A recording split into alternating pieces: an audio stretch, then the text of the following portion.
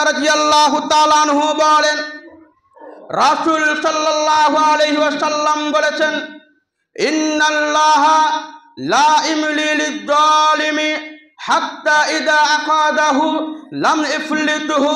মহান আল্লাহ তাআলার নবী মুহাম্মদ সাল্লাল্লাহু আলাইহি সাল্লাম বলেছেন,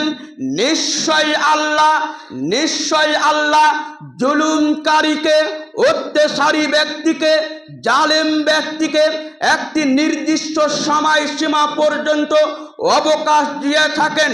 অবশেষে যখন তাকে পাকড়াও করেন, এমনভাবে পাকড়াও করেন যে তার পালাবার সুযোগ পায় না।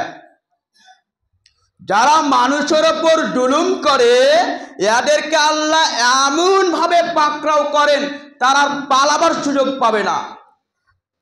ইতিহাস ভুলে যায়নি, ইতিহাস মনে আছে। ফেরাউনের ইতিহাস দেখুন, ফেরাউন কত বড় অত্যাচারিত জালেম ছিল, কত অহংকারী ব্যক্তি ছিল, আল্লাহর সঙ্গে অহংকার করেছিল।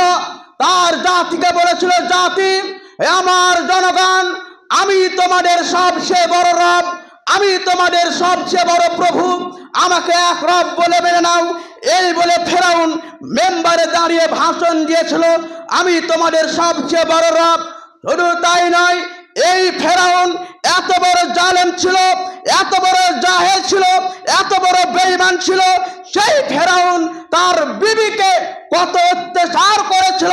শুধু তাই নয়, এই ফেরাউন এত বড় বেঈমান ছিল, যখন শুনতে পেয়েছে মুসা আলাইহিস সালাম জন্ম নিবে, যখন শুনতে পেয়েছে এমন একজন মানুষ জন্ম নিবে সেই পৃথিবীতে কাফের বলে রাখবে না, তার নিজের ধর্মের দিকে মানুষকে দেখবে, সেই ফেরাউন বলেছিল যার ঘরে ছেলে সন্তান হবে সেই সন্তানকে হত্যা করে দেওয়া।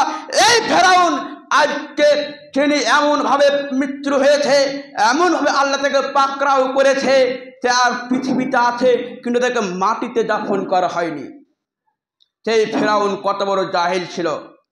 আজকে আমাদের সমাজে ফেরাউনের মতন জাহিল আছে, ফেরাউনের মতন জাহিল আছে।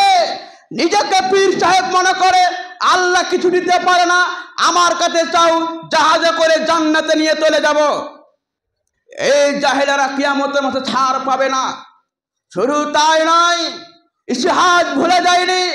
2024 সালে জুলাই মাসে বাংলাদেশের মাটিতে যখন ছাত্র জনতা আন্দোলন করিতে শুরু করেছিল, সেই বাংলাদেশে একজন প্রধানমন্ত্রী ছিলেন যার নাম হচ্ছে শেখ হাসিনা।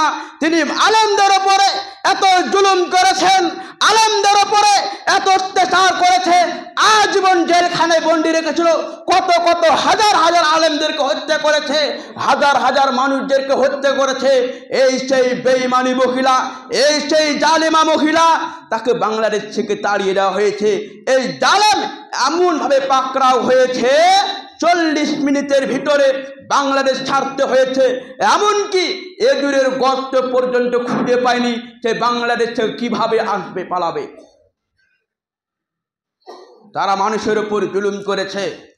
আজকে আপনার মেম্বার, আপনার গ্রামের মেম্বার, যারা আপনার গ্রামের মূলর সর্দার আছে, তারা ইয়াতিমদের সম্পদ আত্মসাৎ করে, তারা ইয়াতিমদের মালকে আত্মসাৎ করে, জনগণের সম্পদকে আত্মসাৎ করে।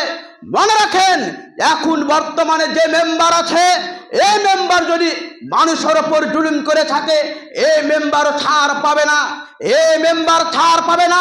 এমনভাবে পাকড়াও হবে, এমনভাবে পাকড়াও হবে, সেদিন তাকে কেউ দাফন করতে পারবে না। শুধু তাই নয়, আজ আমাদের ভারতবর্ষের মাটিতে মুসলমানদের ওপর জুলুম অত্যাচার করা হচ্ছে।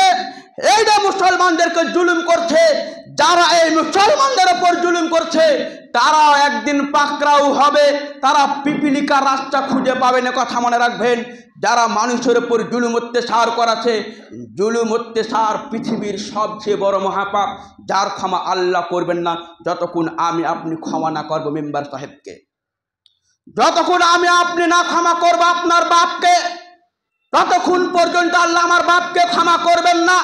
কারণ আমার বাপ আমাকে জমি দিয়ে বোনকে না জমি দিলে কি করে আল্লাহ তাকে ক্ষমা করতে পারে? ক্ষমা করবে না। অতএব মানুষের উপর জুলুম করা থেকে বেঁচে থাকবেন। এলাকার যারা মুরল সর্দার আছেন, মেম্বার আছেন, প্রধান আছেন, তাদেরকে বলছি আপনারা মানুষের উপর জুলুম করবেন না, অত্যাচার করবেন না।